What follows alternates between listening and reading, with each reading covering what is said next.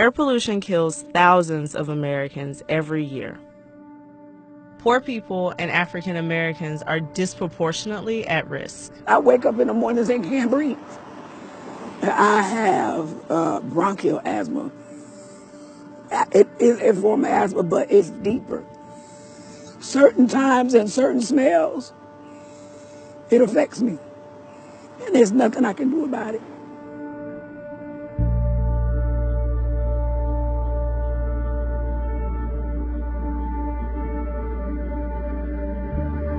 LaToya and Alan Lee lived in the Orlando community of Paramore. It's a historic black area that has a highly contaminated site.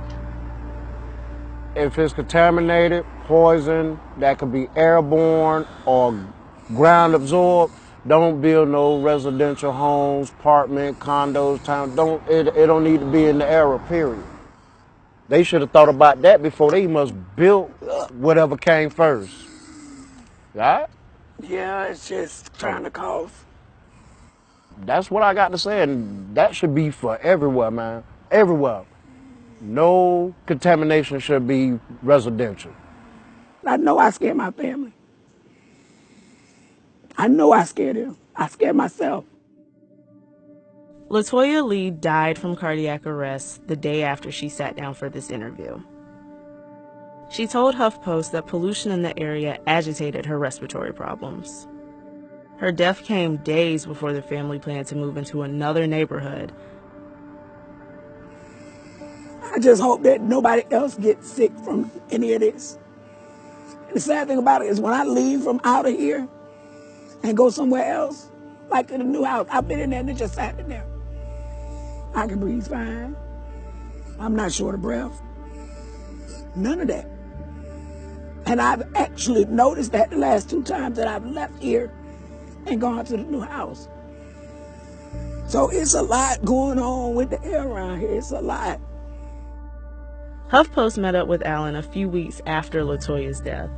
He's moved into their new home and plans to raise their daughter and her 2 other children alone. Tell y'all the truth, man, this is my first time, y'all.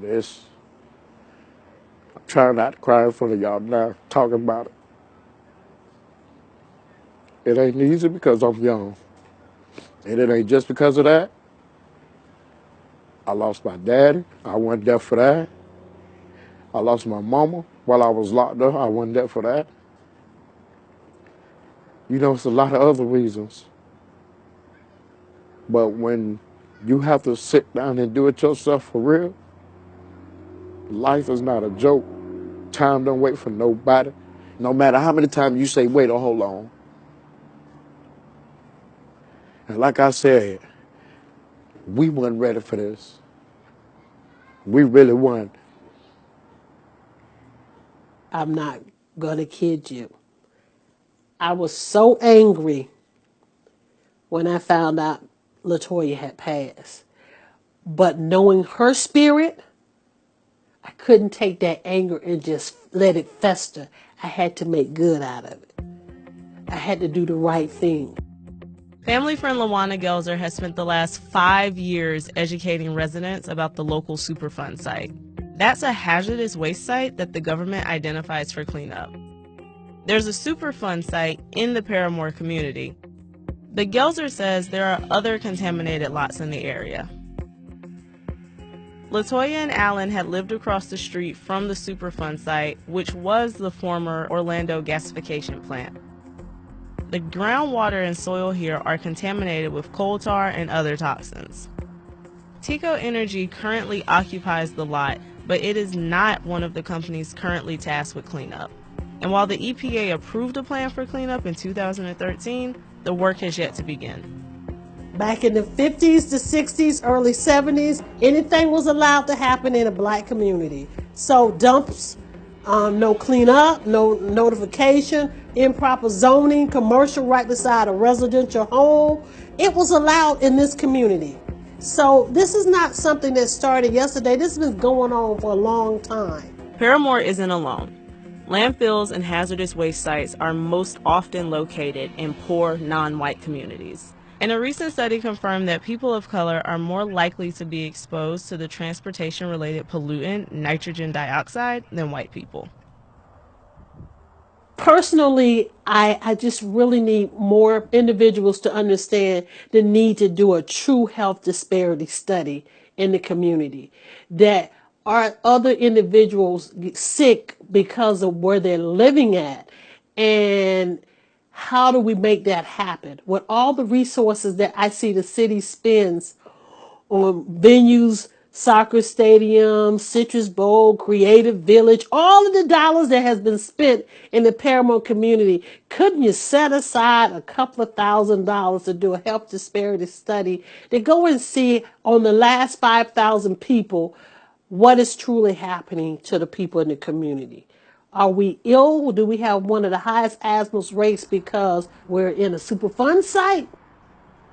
So a sign can go a long way.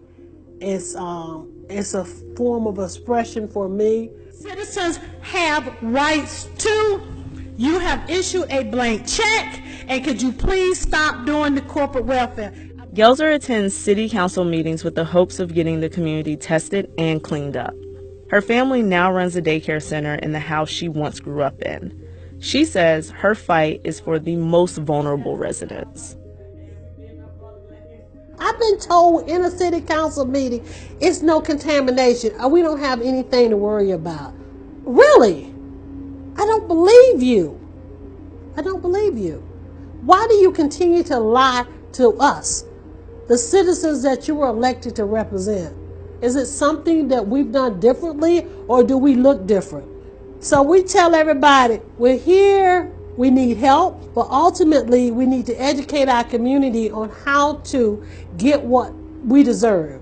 If the EPA has saying it's going to cost $40 to $60 million to clean up that one contaminated site, that Superfund site, that's just one. The mayor's office told HuffPost that the Florida Department of Health concluded the Superfund site does not pose a health risk. The city also said it expects construction of the initial phase of site remediation in the first quarter of this year. Right here is Division Street. Those are apartments, condominiums, all kinds of money. This is the west side of Orlando, missing all the economic growth. It's many days I don't want to get out of bed. I don't want to fight. I don't want to be the only one down at City Hall. It's an uphill battle. I just want people to know we're here.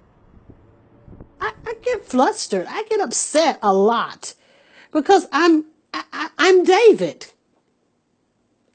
And I have a slingshot and a rock. And Goliath is my government. Everybody stay woke. Pay attention to what's going on. But don't ever let your voice not be heard. No matter what you're going through. Because everybody has their own opinion. And if you don't speak on your opinion, you're not going to be heard ever by any of the officials. Doesn't matter who's in office. If you don't get out there, if you want them to know something, you got to get out there and tell them. Otherwise, nothing's going to happen. It's going to be the same old thing over and over again. And that's basically, that's all it's going to boil down to it.